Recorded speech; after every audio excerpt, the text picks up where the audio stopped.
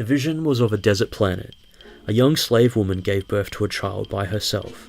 No father.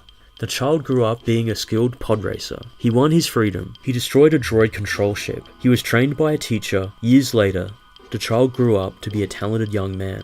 On another desert planet with an asteroid ring, in a hangar, a talented young man with 2 lightsabers was fighting against a paramount older Sith Lord. The Sith Lord sliced off one lightsaber hilt. The young man then continued fighting until his arm was chopped off. The arm was then taken by mysterious people. The young man had a robotic arm as a replacement.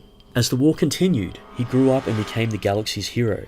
He also has a secret wife who he sees that will die in childbirth. He realizes there is a cure in the restricted section of the Jedi library, but only Master rank can access it. Unfortunately, he was not given the rank of Master, and he became more desperate, meditating every night for a cure. Finally, an evil hooded figure came and offered him a path. Then he did many terrible things, killing all the Jedi, starting off with a Jedi Master with a purple lightsaber. He was stopped temporarily by a bearded man, his former teacher, who defeated him on a volcanic planet. He dropped his lightsaber onto volcanic ashes. The robotic arm extended to the rest of his body as this man was reconstructed as a cyborg. He led an army to do bloodthirsty deeds.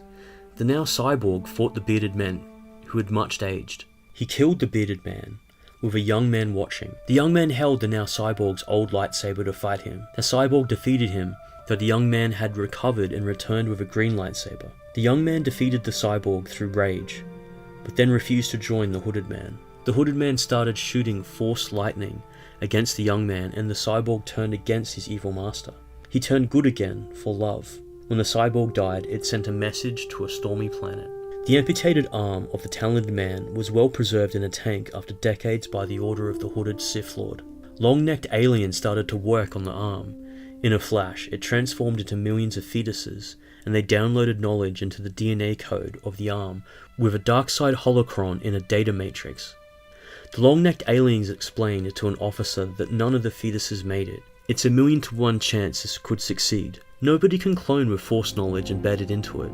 However, one scientist points out one fetus out of millions has barely survived. That fetus is then biologically altered. In order to store information into one of the chromosomes, they must alter the Y chromosome into an X chromosome. Since an X chromosome is much bigger than a Y chromosome, a hologram of a familiar double blade wielding Sith Lord was played. Then the fetus grew into a baby, then over time transformed into a young girl in a tank, in status and unconscious.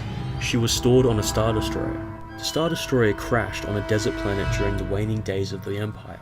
2 scavengers were going through the Star Destroyer because they had heard there was a rumoured Emperor's treasure. They entered the safe and found nothing but a girl. They sold her to Unkar Plutt as a slave for booze money. That girl grew up and became Rey. When Rey touched Anakin Skywalker, the Force awakened in her. It gave her intuition of the Chosen One. Thus she was able to do mind tricks, fight, and many abilities it takes time to master. But rather than earning the powers slowly, she needs to learn how to control the immense powers granted to her. Snoke dropped her on the ground in amazement and fear. He was exhausted from reading the vision. Kylo Ren was in shock when he realized Rey is Darth Vader. Snoke's body is wearing out thin. He is beyond desperate. Snoke tries to possess her, but Luke has laid a powerful protection that shields her from Snoke. The dark side resistance was due to Rey learning humility and Luke's love for Anakin Skywalker and Rey. Snoke sees Rey as a threat to his existence, since if Anakin Skywalker did have proper guidance rather than the old Jedi Order's way of thinking, Anakin cannot be turned into Darth Vader, implying if Qui-Gon Jinn trained Anakin, things would have turned out differently. Snoke uses the last of his strength to torture Rey to death, while she begged Ben for help.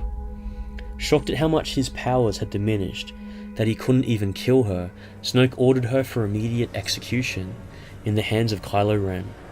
Her life will be fed to Snoke as she dies. In a turn of events, Kylo betrays and assassinates the weakened Snoke. The Praetorian Guards step in and fought Rey and Kylo. As Anakin's lightsaber guts Snoke in half, Kylo Ren then uses the Force to pass his grandfather's sword to Rey. She catches the weapon, and holds in her hand the crushed pieces of Luke's lightsaber. The dull, pearly, kyber crystal colour suddenly glows in bright emerald, as if filled with life. The lightsaber parts drift back together, reconstructed by Rey through the power of the Force. It whisks towards Rey's open hand. Back on Luke's X-Wing, Luke feels his student's success. He smiles, and Qui-Gon tells Rey, "Your skills are complete."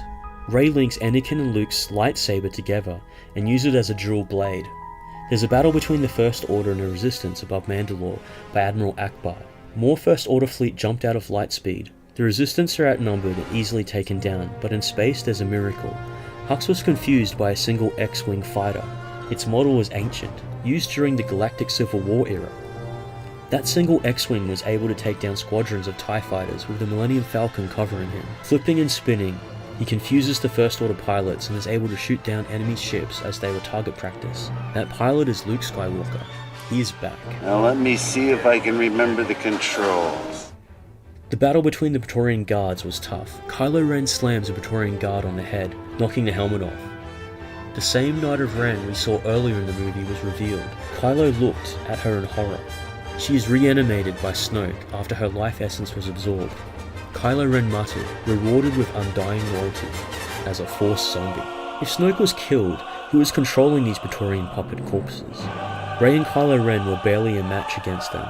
The two were badly beaten up and scratched, but they were still standing. Blades danced. In a stunning move, the final Praetorian Guard grabbed Rey by the neck and stabbed her in the back. Kylo Ren defeats that Praetorian Guard and rushes to Rey, trying to heal her wound. Sensing Rey in trouble, Luke and Chewie fly towards the First Order hangar. Rey slowly dying in Kylo's arms. She begged him to return to the light. The dark side is not all-powerful. Kylo is starting to regret his own actions. Kylo hesitates and says he needs the dark side's power. Rey tells him the reason why Ben fell is because he was misguided by the public.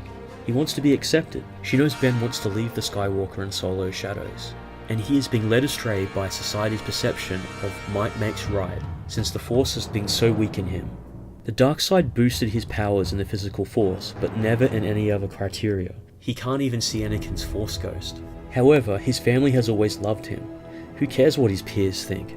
His father loved him, Leia loved him, and no parent would be more proud of someone able to resist the dark side. Rey says she knows because technically, she is Ben Solo's grandparent.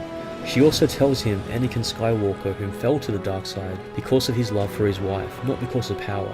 That's how Anakin turned back to the light, his love for his child. Kylo looked at Rey's wound and his lightsaber.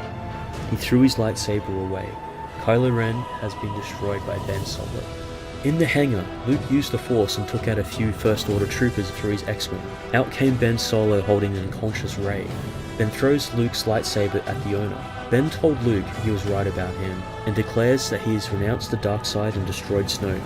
Ben is like a phoenix risen from the ashes of Kylo Ren. Luke tears up in happiness. His apprentice has returned, but they need to take Rey to the medical bay as soon as possible. She doesn't have much time left.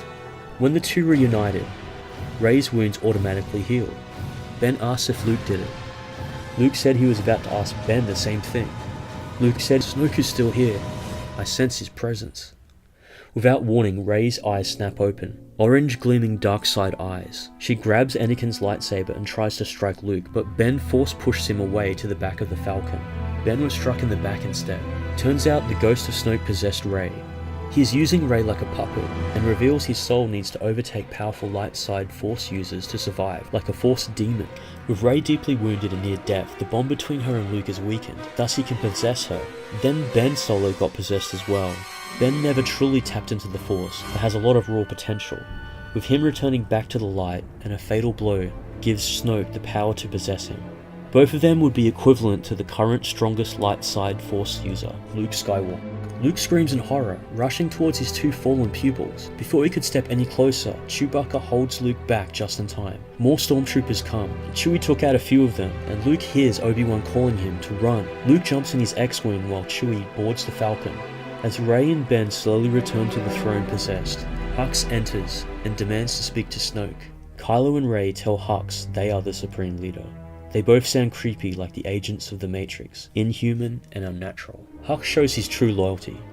He reaches for his blaster, but Kylo Ren uses the Force to freeze his arm. Rey tells Hux that they are the Supreme Leader, and how Snoke is impressed by Hux's commitment to the First Order through using Phasma to kill his own father. Surprised but convinced, Hux gave the two updated news on the battle. He proclaims Luke Skywalker has devastated a bunch of ships, and even the flagship they are on is critically damaged. Yeah, let me get out of the cockpit. I don't know what's going on here. Alright. Oh, there's the old targeting device. Snoke realizes that he's being played by Luke, who uses Rey as a diversion while he himself attacks the blockade. Back on the land battle, when all hope is lost for the Resistance, with Poe leading the charge. Poe never gives up, fending off the invasive forces to the Mandalore fortress.